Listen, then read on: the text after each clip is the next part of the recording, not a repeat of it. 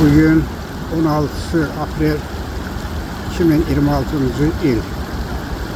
Allah'ın izniyle gölümüz dolu. Ehtiyat kapıdan akan su tünel vasıtasıyla gelip dökülür. Şükür bugüne. Allah bütün şehitlerimize rahmet eylesin. Allah dünyasını değişmiş azizlerimize rahmet eylesin. Allah gazilerimizi korusun. Bak, ehtiyat kapıdan gelen artık su artık akıp gelir.